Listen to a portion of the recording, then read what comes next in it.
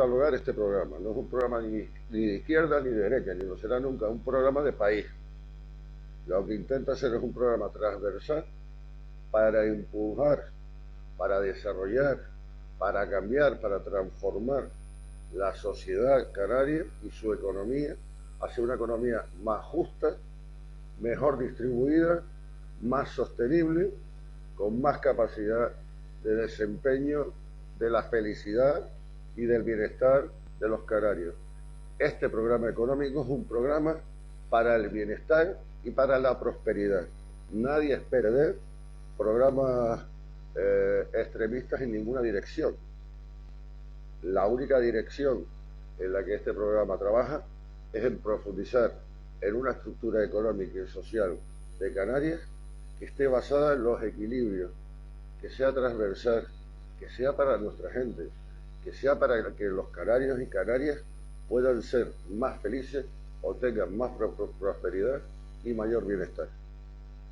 No me quiero extender mucho, así que voy a aprovechar y presentar a Jorge Dorta, que lo tengo a mi lado, a Roberto, que también va con nosotros en la lista del Parlamento de Gran Canaria, tienen a Ilva, que es una mujer bastante capaz y va también al Ayuntamiento de Santa Cruz y al Parlamento, nuestra compañera que también va directamente al Parlamento. Tenemos un equipo estupendo de técnicos, profesionales, abogados, juristas. Estamos haciendo las cosas como se deben hacer, con firmeza, con determinación, pero sobre todo con garantías de que somos capaces de gestionar este país.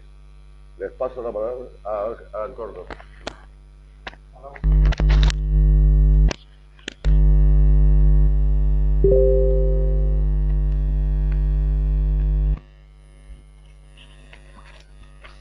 Hola, buenas tardes. Agradecer la presencia de los medios y de la gente que se ha desplazado hasta aquí hoy para conocer nuestro programa. Antes de ir a las propuestas, les voy a hacer muy brevemente, no voy a tardar ni un minuto, les voy a enseñar por qué es necesario un programa para una Canarias distinta.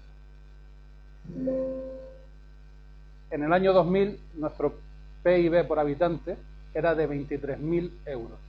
En el año 2008, en plena vorágine de la burbuja inmobiliaria, ya había bajado a 21.000 y actualmente lo tenemos en 18.000. Pero es que el diferencial con la renta media española también se ha ido deteriorando y se ha ido deteriorando desde el año 1995. En el año 75, en el año 1955 teníamos el 84% de la renta media española.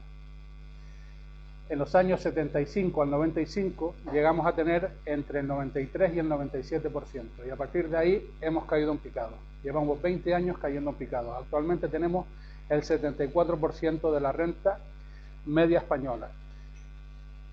Gente, el turismo no ha parado de venir, tenemos más turistas que nunca, con lo cual más turistas no significa que estemos mejor, y la renta disponible de los hogares está a la cola de todas las regiones españolas. Comunidades como el País Vasco o Navarra tienen un 30 o un 40% más de renta disponible que los hogares canarios. Si hacemos una comparación dentro de la Unión Europea, el primer recuadro verde es la media europea, el segundo recuadro es la media española, Canarias está en la cola, entre Grecia y Bulgaria. Ese es nuestro nivel. Y como hemos dicho, esto podría parecer que somos un país muy pobre, pero la población no ha parado de incrementarse. Hemos sufrido un incremento de la inmigración de 400.000 personas en los últimos 20 años. Y estas son las razones por las que necesitamos un cambio de modelo. El modelo que tenemos ha fracasado, nos ha permitido sobrevivir, pero no prosperar. Y Canarias podría parecer una región muy pobre con lo que les he contado, pero no es así. ¿Por qué? Porque es una región altamente rentable para España por tres motivos.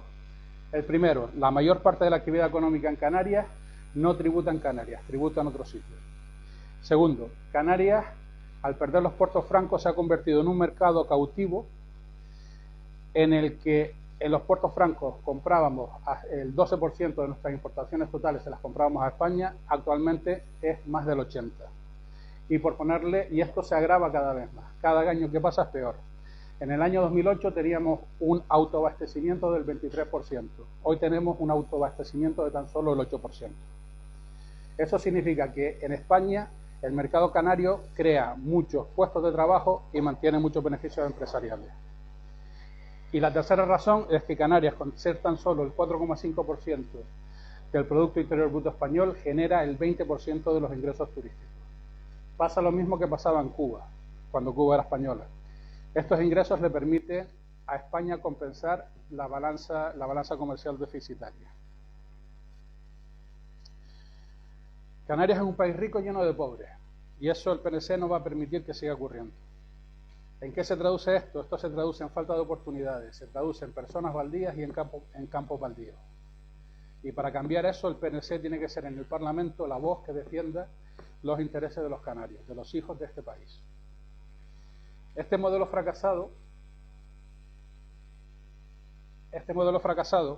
se basa en 3 pilares: el régimen económico y fiscal, el Estatuto de Región Ultraperiférica con la Unión Europea y el Estatuto de Autonomía. Las casualidades no existen. Cuando las cosas no son como son, no es ni error ni ignorancia, sino es diseño. ¿Qué significa esto? Que las cosas son como son porque obedecen a determinados intereses. ¿Y cuáles son esos intereses? Pues por ponerle una muestra, en los años 90, las grandes empresas hoteleras españolas controlaban el 24% de las camas turísticas canarias. Hoy controlan cerca del 80%. Y por eso,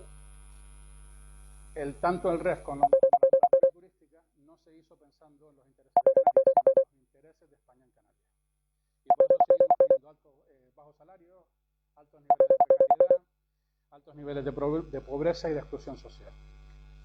Para cambiar todo esto, el PNC hace tres propuestas de calado, 3 propuestas de fondo para recuperar el futuro.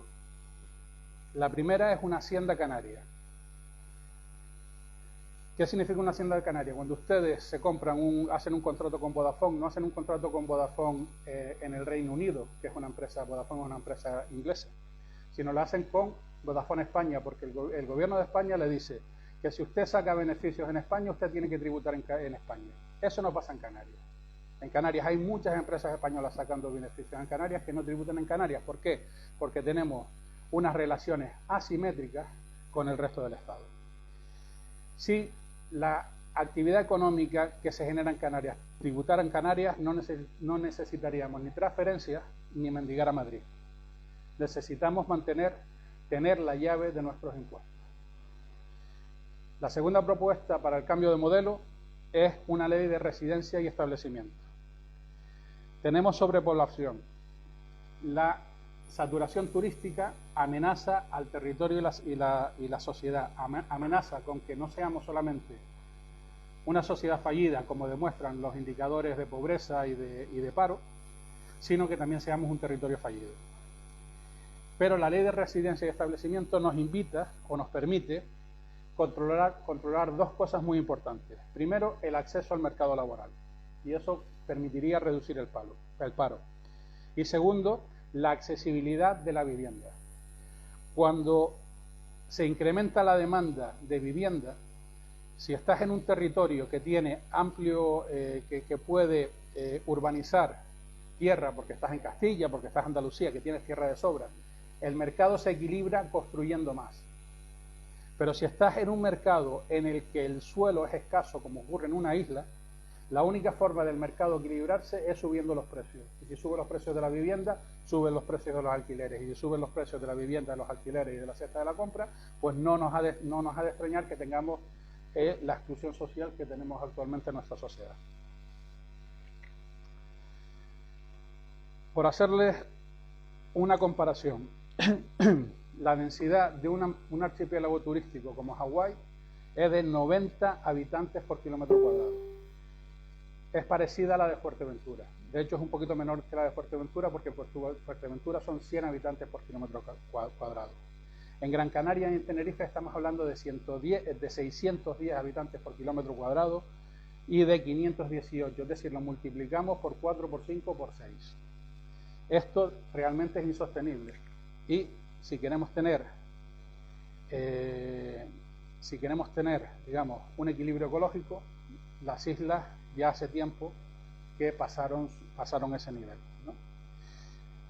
En islas como Hawái o Puerto Rico, que tienen una densidad de población menor que nosotros, ahora mismo le están ocurriendo cosas parecidas y parte de la población nativa está obligándose a irse de Hawái y a irse de Puerto Rico y a emigrar a otras partes de Estados Unidos.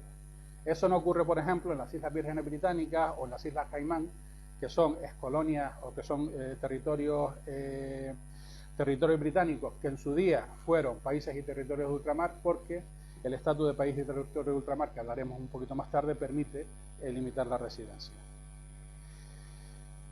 Entonces, Canarias en este aspecto solamente tiene 3 alternativas: o permitir la expulsión de las clases más desfavorecidas porque no pueden permitirse seguir viviendo aquí, consumir más suelo y cargarnos la naturaleza y los equilibrios ecológicos, o poner una ley de residencia. Esas son las 3 alternativas y no hay más.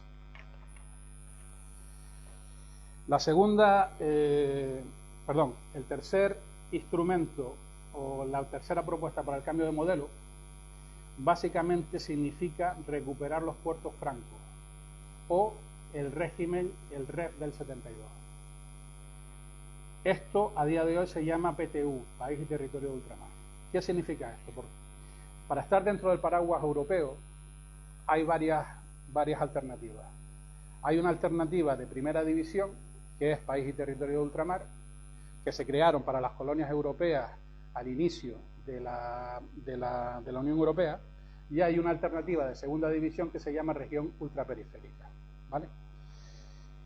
Si nosotros miramos la historia de Canarias, en Canarias ha habido periodos en el que hemos tenido mucho crecimiento y hemos creado mucha riqueza, y ha habido periodos en el que hemos tenido mucha pobreza y hemos tenido hambre y miseria. Los periodos de bonanza se corresponden a periodos en los que hemos tenido libertades comerciales. Estamos hablando del siglo XVI, cuando el comercio del vino y del azúcar. Estamos hablando de finales del XIX y principios del XX con los puertos francos. Y en cambio, cuando se nos ha integrado en lo que es la aduana española, la aduana europea, como a partir de 1812, han sido periodos en los que en estas islas se ha sufrido hambre y miseria. El régimen de país y territorio de ultramar nos permite, respetando unas normas mínimas, el acceso al mercado de la Unión Europea. Seguimos siendo ciudadanos europeos, pero no estamos dentro del mercado único, pero tenemos acceso al mercado único. Y al mismo tiempo nos permitiría recuperar las libertades comerciales, comprar más barato de lo que estamos comprando actualmente, e incluso, como en el REF del 72, para determinados sectores que nosotros queramos potenciar, establecer medidas proteccionistas. Les recuerdo que cuando estábamos en los puertos francos, los taxis eran Mercedes y hoy en día son Dacia, que básicamente es un Clio con maletero. ¿Qué te permite el PTU? El régimen de país y territorio de ultramar, pues nos permite libertad de acción, libertad de gobierno, libertad de comercio exterior, libertad de políticas fiscales, libertad de desarrollo de sectores estratégicos para Canarias y la regulación de la población y el acceso al mercado laboral y la vivienda. Pero, insisto, seguimos siendo ciudadanos comunitarios bajo el paraguas de la Unión Europea.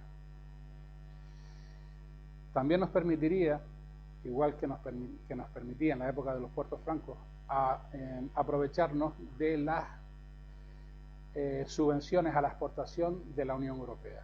Es decir, productos que hoy estaríamos comprándole a la Unión Europea por 100, por ser parte del mercado único, fuera de ese mercado único como país y territorio de ultramar, a lo mejor nos costaría nada más que 50 o 75. Eso permitiría abaratar muchísimo el precio de la cesta de la compra.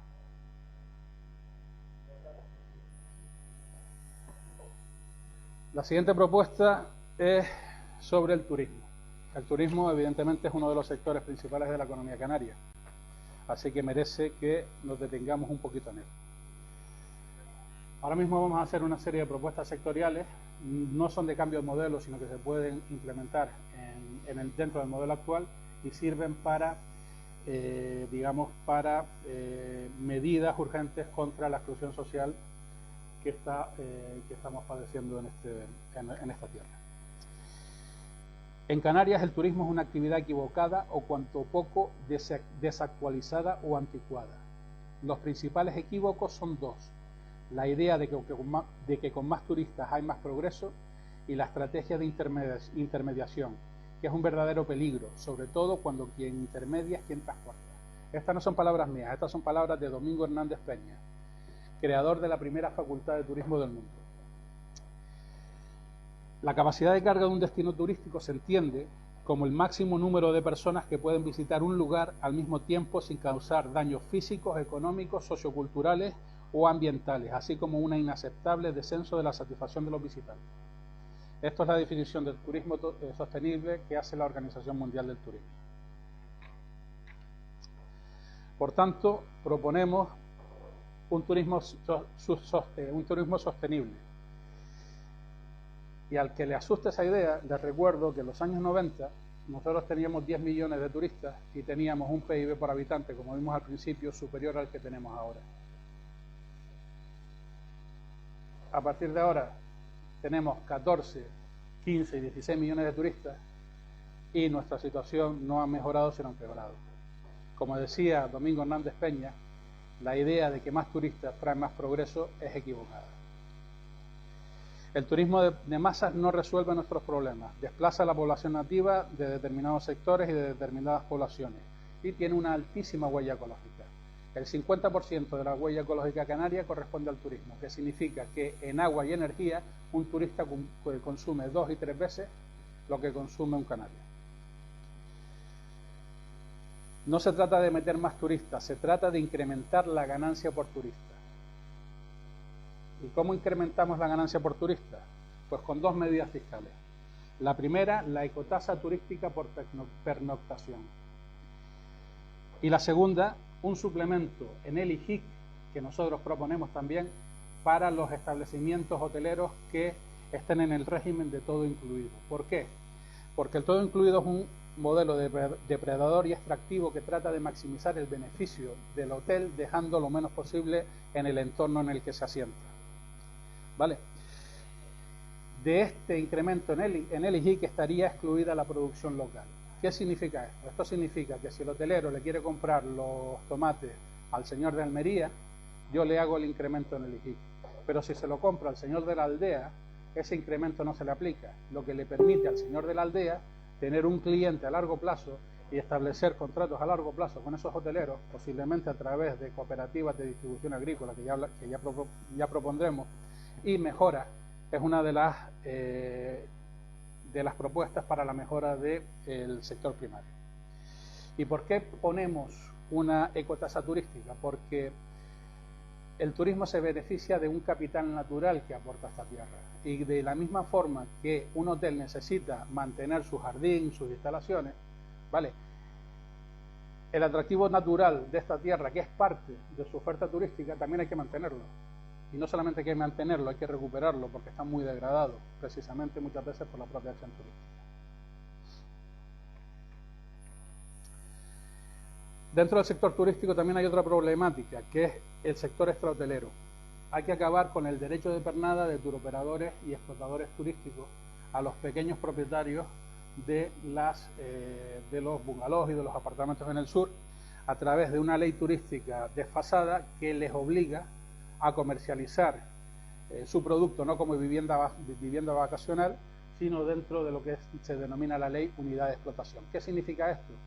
Que el que tiene la mayoría en el complejo le da una miseria por la renta de su hotel, por la renta de su apartamento, por el alquiler de su apartamento, o le compra el apartamento por 2 pesetas. Tenemos que permitir otros modelos distintos al de unidad de explotación, para que desintermediando la comercialización, que ahora mismo está en manos de turoperadores, seamos capaces de dejar mayor valor añadido en esta economía. Porque el que viene a una vivienda vacacional no viene con el paquete todo incluido. Le compra a la tienda de la esquina se coge un taxi o se alquila un coche, es decir, genera mucho más dinamismo en la economía, que al final es lo que queremos. Vale.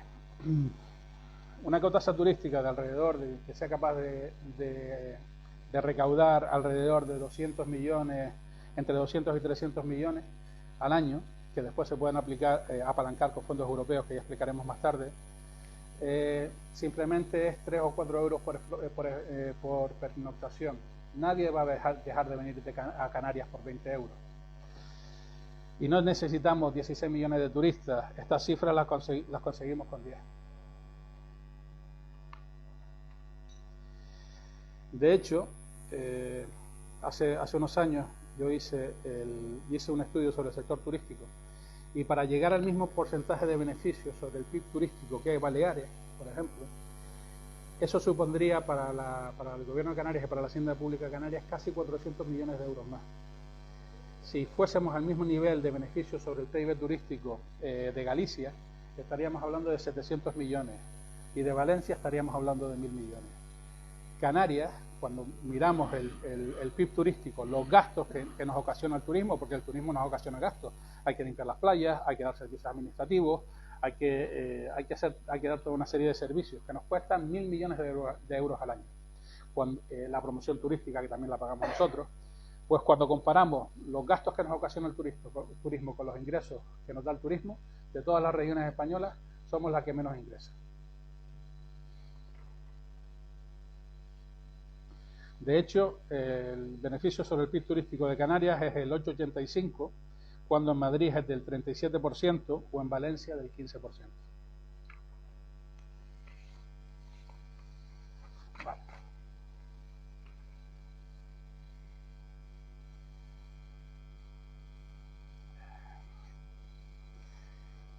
La mejor medida contra la exclusión social es el empleo. Y las dos medidas estrellas del PNC para esta legislatura es la aprobación de una ley de biodiversidad y otra ley de reciclaje y de economía circular. Estas leyes, apalancando con los fondos europeos disponibles hasta el 2030, permitirían inyectar en la economía canaria alrededor de 1.000 millones de euros al año. Eso significa incrementar el presupuesto público en un 10% y un crecimiento económico superior al 2%, porque no estamos calculando todavía el efecto multiplicador. Esto significa que si hasta ahora hemos ganado dinero y creado empleo destrozando las islas con la construcción, tenemos la oportunidad de aquí al 2030 de generar empleo y ganar dinero restableciendo las islas, recuperándolas, ¿vale? Y estamos hablando de empleo en todos los niveles. Estamos hablando desde peones agrícolas y trabajadores de la construcción hasta técnicos y licenciados. Estamos hablando desde programas de empleo público por los ayuntamientos hasta oportunidades para la empresa privada, ¿vale?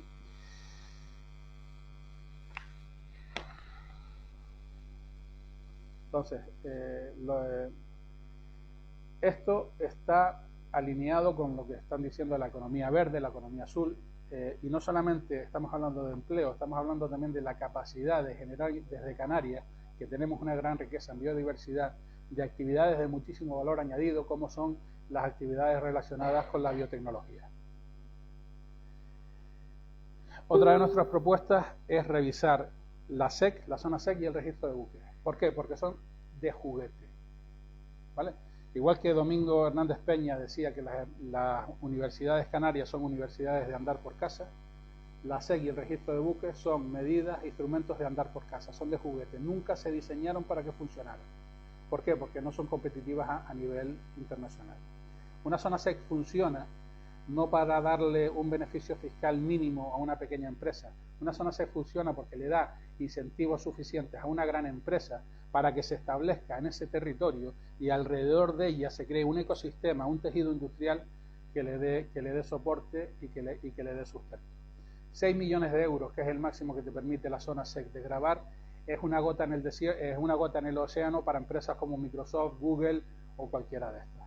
Entonces, exigimos una reforma de la SEC para hacerla competitiva y también del registro de buques que tampoco ha funcionado precisamente porque está mal diseñado, y no es ignorancia, es simplemente para callarnos la boca, nos lo dieron mal diseñado para callarnos la boca. Relacionado también con la actividad portuaria, reclamamos la transferencia total de puertos, aeropuertos y quinta libertad aérea. Siempre hemos sido un centro logístico desde el siglo XV. Ese centro logístico, con la plena integración en la Unión Europea y con la mala gestión del puerto, no lo estamos aprovechando. Para eso necesitamos también la quinta libertad aérea, que es la libertad para, si quiero ir a Nueva York o si quiero mandar mercancía a China, no tener que pasar por Madrid, sino por poder volar directamente a través de otras rutas. ¿Vale? Esto significa aprovechar la posición logística de Canarias, ¿vale? Porque no somos ultraperiféricos, somos tricontinentales. Lo único que nos cortaron las alas. El REF en realidad es una camisa de fuerza, ¿vale?, que limita lo que podemos hacer y nos cortaron las alas. Otra de las políticas es incluir en el REF las actividades financieras y de seguro. ¿Por qué? Porque las actividades financieras y de seguro son ideales para las islas. Consumen poco suelo, generan mucho valor añadido y generalmente los salarios están muy por encima de la media, lo que significa que el gobierno, a través del IRPF, es capaz de incrementar la recaudación.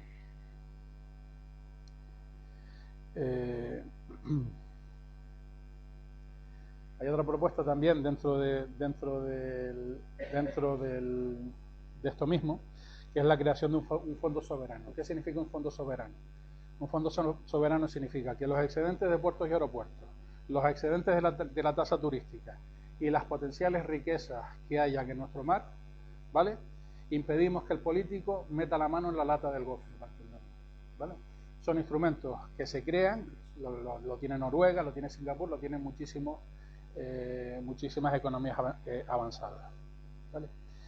En cuanto al sector primario, es un sector muy importante porque es parte de nuestra identidad, ¿vale? Entre las medidas que se proponen para el sector primario está la limitación de la importación de productos competidores en tiempos de desastre. Lo que no podemos permitir es que cuando nuestro agricultor está recogiendo las papas, el importador inunde el puerto con papas para bajar los precios y arruinarlo, ¿vale? Lo mismo podemos decir con cualquier otro producto agrícola, incluso en temas ganaderos.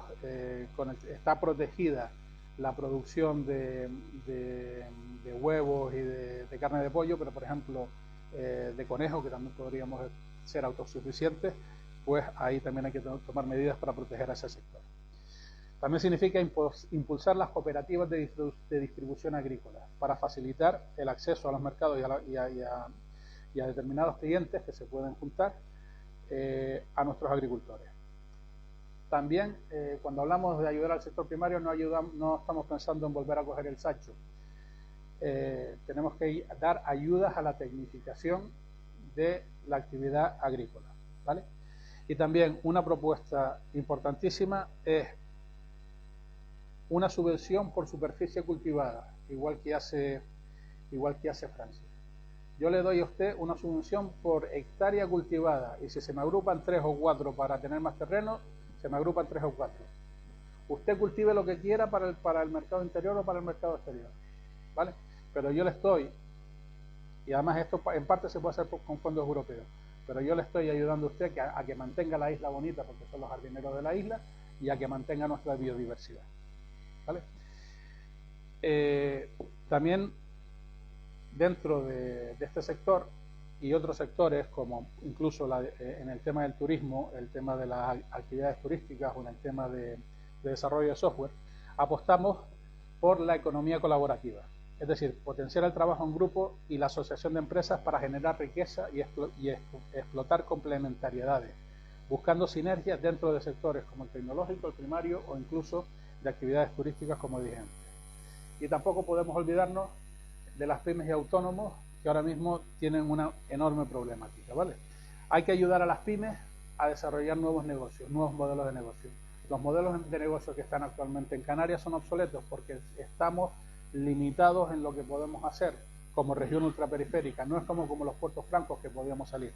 Entonces, igual que hubo en su día una reforma laboral, yo creo que hace falta una reforma empresarial, ¿vale? Para mejorar el nivel de los empresarios, que al fin y al cabo son caballos de batalla que mantienen el empleo, pero que necesitan adaptarse a los nuevos tiempos, ¿vale? También hace falta reducir la burocracia, ¿vale? Y fomentar también para las pymes ayudas en la contratación de jóvenes.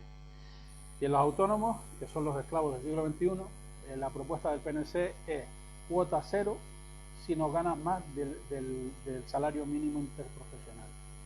Ayuda cuota cero durante 2 años a los nuevos autónomos. Y por encima del salario mínimo interprofesional, que paguen en función de lo que ganen. Bien, ahora vamos a hablar también en el empleo, aunque esto es una medida fiscal, proponemos la eliminación de incentivos fiscales para no residentes, que solamente puedan acceder a los incentivos fiscales en Canarias aquellas empresas que estén domiciliadas en Canarias y que tengan la dirección efectiva en Canarias. Lo que no podemos permitir es que con una secretaria y alquilando un local tengan acceso como establecimiento permanente, tengan acceso a los incentivos fiscales. Yo le doy incentivos fiscales, pero si usted me crea empleo de calidad en Canarias, si usted me emplea cuadros directivos y cuadros medios en Canarias, eso hace que la recaudación también por IRPF del gobierno suba, ¿vale? En cuanto a los autónomos, aparte del tema de la cuota cero, también necesitan ayudas para el tema de software y hardware, para los retos tecnológicos y también apoyo y mentoría a los autónomos mayores de 50 años. ¿Por qué a los autónomos mayores de 50 o de 55 años?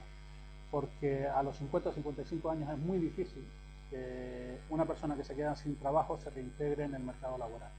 La única salida básicamente que tiene o es el empleo público a través de los planes de empleo del ayuntamiento o hacerse autónomo, ¿vale? Y muchas veces no tienen las competencias necesarias para poder llevar a cabo su labor de forma exitosa, vamos a verlo. Entonces este colectivo necesita de mayor apoyo. Y en cuanto al empleo, también proponemos que es una vergüenza que tengamos que devolver el 50% de las subvenciones europeas porque no se materializan por falta de personal en las administraciones públicas. Las administraciones públicas no pueden tener falta de personal, tienen que tener el personal adecuado para cumplir su función y dar el servicio, y que no devolvamos a Europa ni un duro de lo que nos dan. En cuanto a las medidas de empleo también, si vamos a abrir y si vamos a cambiar nuestra economía, tenemos que formar a nuestro pueblo, ¿vale? Creemos que la formación y la educación es vital y que la mayor riqueza de un país es el talento de su capital humano. Por tanto, es necesario invertir en educación y formación y capacitación para mejorar las habilidades de los trabajadores y su empleabilidad en sectores de alto valor añadido, así como reforzar las estrategias en ciencia, tecnología, ingeniería, arte y matemáticas para formar el capital humano en las habilidades demandadas por el desarrollo tecnológico.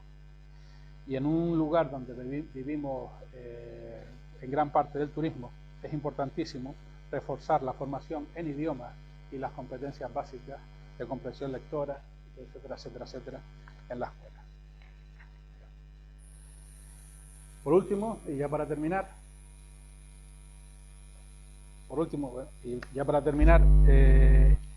entre las medidas fiscales que todavía no hemos mencionado, apostamos por una revisión de la IEM.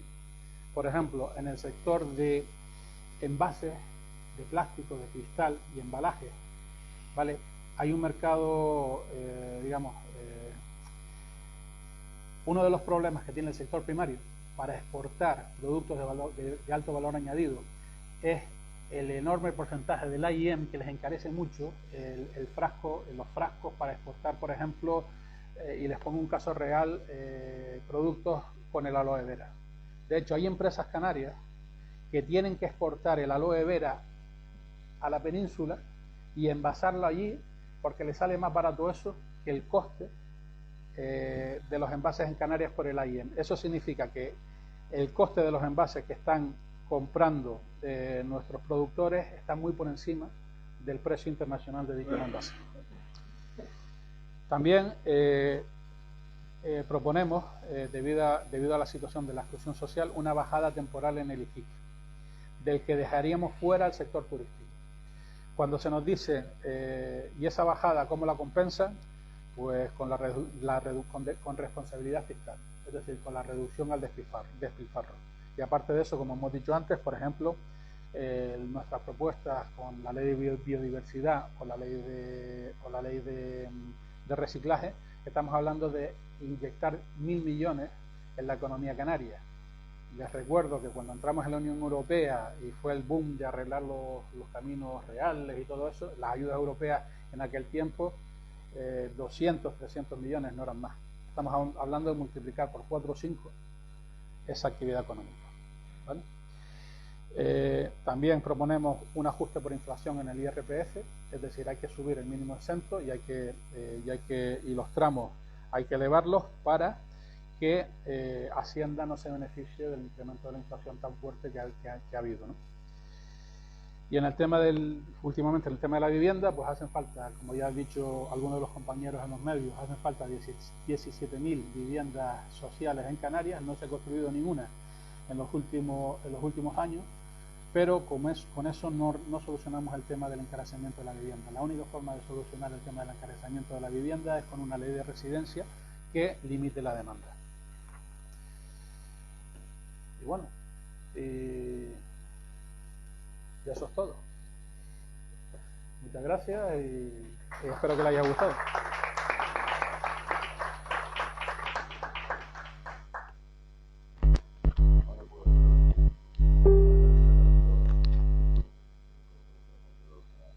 La aportación realizada al proyecto de programa económico. Ciertamente lo he torturado durante 15 días y ha sobrevivido. Les garantizo que hemos probado el programa contrastándolo con empresarios, con asesores fiscales, con economistas, y la verdad que además lo hice por sorpresa. Fíjense, soy malvado, lo invité a mi casa y se encontró una encerrona auténtica, ¿no? Y yo desde luego estoy bastante contento del trabajo que se ha realizado. Creo que el PNC sí tiene programa económico, sí sabe lo que quiere hacer y sí sabrá gobernar sin